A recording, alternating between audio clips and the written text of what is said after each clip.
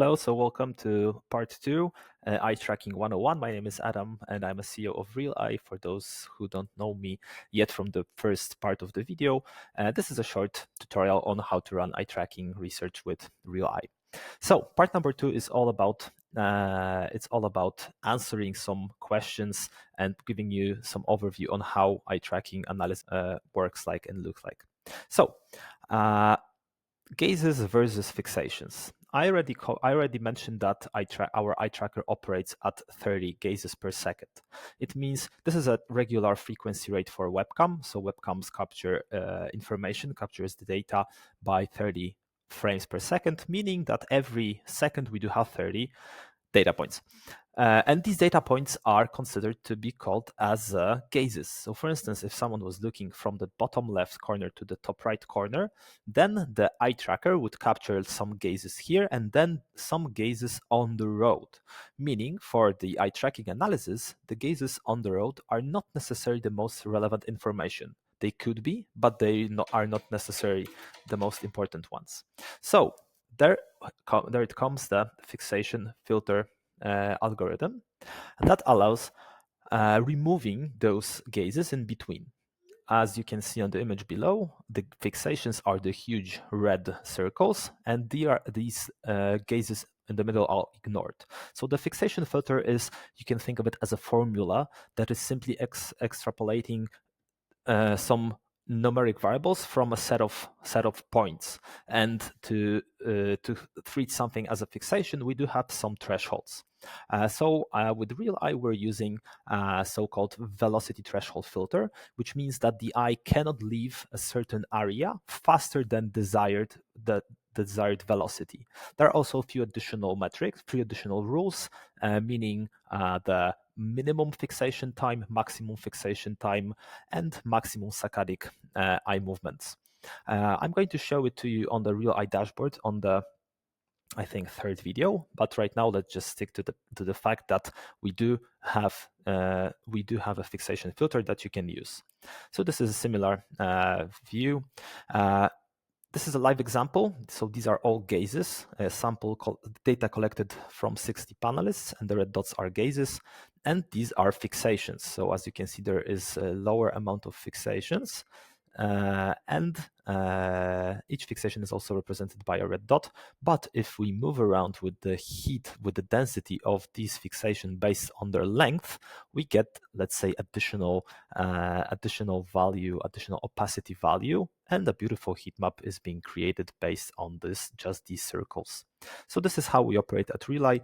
Based on these fixations, you can then select desired area of interest and see what are the metrics for, in this case, aggregated data analysis for 60 people. So for instance, Carrie Mulligan's face was seen in average after 1.61 seconds, and in average people were spending 0.68 seconds, leaving in total 117 fixations. We already know what fixation is. And the ratio is 82%, meaning 50 out of 61 people have paid attention to her face by leaving at least one fixation. There are also some additional metric about clicks, average time to first click, but I'm not going to cover it right now. Okay, second question, K coefficient, focal versus ambient attention. So here it's good to say that there is another metric that can be taken out of eye tracking data, and it's called K coefficient, and it basically represents whether someone was paying a focal or ambient attention while interacting with the stimuli, whether there's an image or video or anything. So let's go back to the fixation and saccadic eye movements.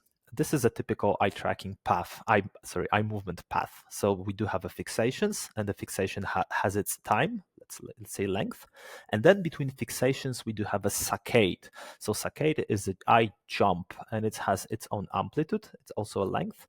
And the typical eye movement, it's always a fixation followed by saccade, followed by fixation, saccade, fixation, saccade. So it's always something like that.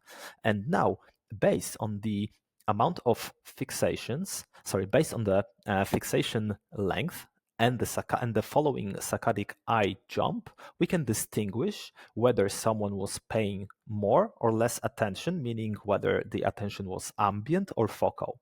Again, this is not us who invented it. There is a very nice research paper created by Krzysztof and Izabela Kreitz, Andrew Duchowski, Agnieszka Szarkowska, Agata Kopacz, and they invented the K coefficient and described it in the mathematical manner to simply provide this additional metric on running data eye tracking analysis.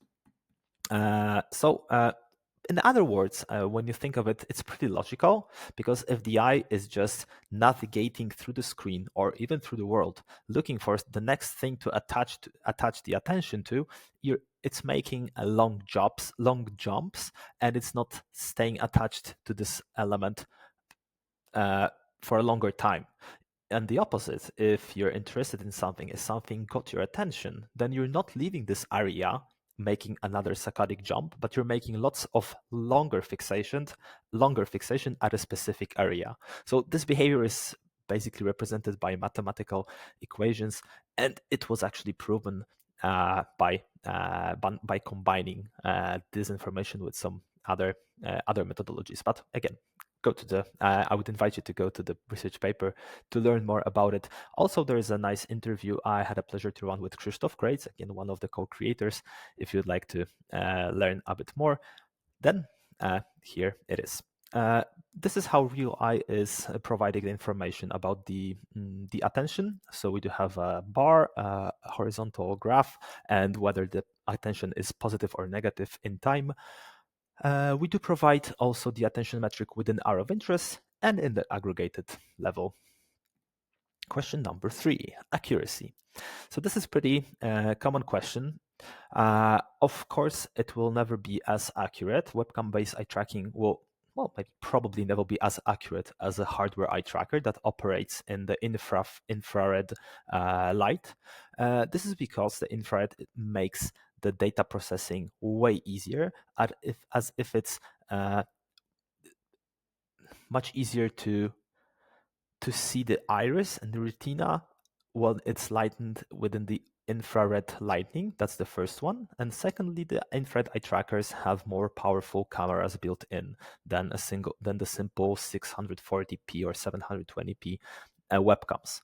But even so, the webcams, as already mentioned previously, are 100% usable for running some eye tracking research. Of course, not any type of eye tracking research, because there are some limitations. For instance, it doesn't operate on higher frequencies than, let's say, 60 hertz. In the case of webcam, supports 60 hertz. And for some research, researchers need to have, let's say, eye trackers that operate on 120 hertz to distinguish some, microsaccadic jumps and so on. But let's move forward. So the accuracy is always a question here. So again, it's not going to be as good as the hardware, but beside that, it is quite accurate. But something like this can happen and will happen. So we're asking people to look at the cross, and then the RealEye measurements will be somewhere off the center. And this is simply a measurement error. And the error, you can think of it that the probability of the error will be lower, closer to the actual measuring like the place that the eye should be. So having said that, if we are thinking about collecting more results, especially running quantitative research, then we're going to have lots of data, and the sweet spot is going to be right in the center. So you can think of it as two Gaussian curves with the tipping points at the very center of the actual point that the measurement should be. So having said that, more panelists with more panelists what more panelists data we will collect, the better accuracy you will have. By the way, as we observe the market research agencies are usually inviting something around 100 participants to single study.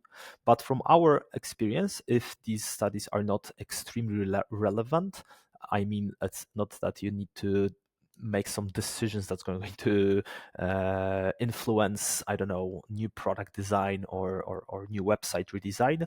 Probably something around 20-30 panelists will already give you some patterns. So it's good enough to run, let's say, academic research, not at the, let's say, PhD level for running some research papers, but for just seeing and observing how it's shaping. And there's a note that success rate is important because there's going to be another question about it. So this is a sample from actually our accuracy test. There is a white cross in the middle, and as you can see, the heat map was shaping. The center of the heat map was definitely somewhere in the middle of the cross. Next one is about facial coding. So as mentioned, we do also provide a facial coding tool. It allows detecting happiness and surprise level. We're based on FACS, facial coding. This is a methodology invented by Paul Ekman and Wallace Friesen in around the 1980s. And it basically describes how facial muscles are operating when it comes to detecting some emotions. So let's just see here for a moment a description of different facial movements. So for instance, number 8 is lips towards each other, 5 upper lid raiser, 6 cheek raiser. So summarizing several different movements, like for instance, happiness is 6 plus 12, cheek raiser plus lip corner puller. If these two are detected, then there is a high chance that there is a smile or happiness as a correspondent emotion to this visible on the panelist's face. So we decided to go with the smile detector and the happiness detector. There are basically 7 generic, like 7 most basic emotion: neutral, happiness, sad, angry, surprise, scared, disgust. Therefore, from our internal research, it is rather hard to evoke sad, angry, surprise, scare, or disgust just by people looking at images or videos on the screen, and the measurements are occupied with pretty high error. So we decided just to go with the neutral and happiness state for now. Next one, success rate. I've mentioned about the success rate a few moments back, and basically this is a number that represents how many of your panelists who are starting the study will provide a good quality data. For our platform, it works like this. So let's just imagine that you are inviting participants from any panel, and then they are being filtered out by, let's say, the study requirements. So the first requirement is that they need to have an appropriate device. Let's say that our study is designed only for desktops. By the way, it can also be run in smartphones or tablets, but let's just imagine that it's only for desktops. So at this first step, some of the panelists will drop. Then they are using some wrong web browser. We support all of the browsers, therefore we recommend using Chrome or Microsoft Edge, also Firefox as well, to maintain the highest quality data. Then some panelists will have no webcam or are just going to refuse the access to the webcam. And then out of the rest, you should expect to have something between, we optimized it, so something in between 10 to 15% that won't be able to provide good quality results because they will have some calibration issue. They will just skip the test with no reason. They will provide low quality results, and then afterwards, the rest of them will provide good quality results. So just make sure that you hire, let's say, 15% more people to do the job. So in case you have some low quality results, you will be easily able to ignore these and continue your study. I think this is almost the last question. So eye tracking quality. So since we spoke a little bit about the good and low quality results, we do have an internal grading system for our eye tracking data. This table represents on how we grade the panelists. So for instance, if someone leaves the results having 25 Hertz, so above this one, but below this one, we can compute fixations. There is more than 50% items with eye tracking data. So let's say that there were 20 images and there is an eye tracking data for at least half of them. The total eye tracking data length is above 80%, meaning there are no gaps, no head movements, and so on. And the gaze was on the screen for more than 80%, then this participant will be graded as good. So we usually observe that out of every 100 participants, you should have around, again, 80% 80 participants of average plus data quality, probably even above good and above quality. It also depends a little bit on the region of fielding. Some regions of the world have lower developed devices or higher developed devices. Well, basically depends on a lot of factors. Recently, there was a study running on elderly people who were not able to manage their smartphone tests, and the offsets were higher than expected. So there can be some different environment variables, but let's just consider that around 80% will provide good quality results. Okay, next one, connecting RealEye with other tools. That's pretty significant, especially for academics as far as I'm concerned. So yes, there is an option to connect RealEye with other tools. It's important to underline that our tests are handled in web browser environment. So panelists don't need to install anything or download any additional software or Chrome plugins. And RealEye is capable of redirecting panelists after the study ends to any given URL, keeping all the incoming parameters. So if you're thinking about making a longer study, chaining the study, for instance, a survey, then the eye tracking part, and then another survey, you can simply combine these three by using the redirects on RealEye study setup. And I think the last one is about exporting the data. So yes, we do provide several types of exports. And here with this question, I'm going to guide you through our support section, support.realeye.io, where you can find all the information about all the features. So let's say that we're interested about the exports. So there it is, all CSV files available. They are right over here, and all of these are described. Basically, we are trying to provide all types of data exports for all the layers, including gazes, fixations, facial coding, attention, mouse movements, keyboard, survey answers, and panelist exports as their demographic data. Hopefully there's by the way, if an expert is missing, then let us any expert with the data that is valuable for you is missing, then let us know. And usually it takes us, I don't know, 2-3 days to add an expert if we are missing something.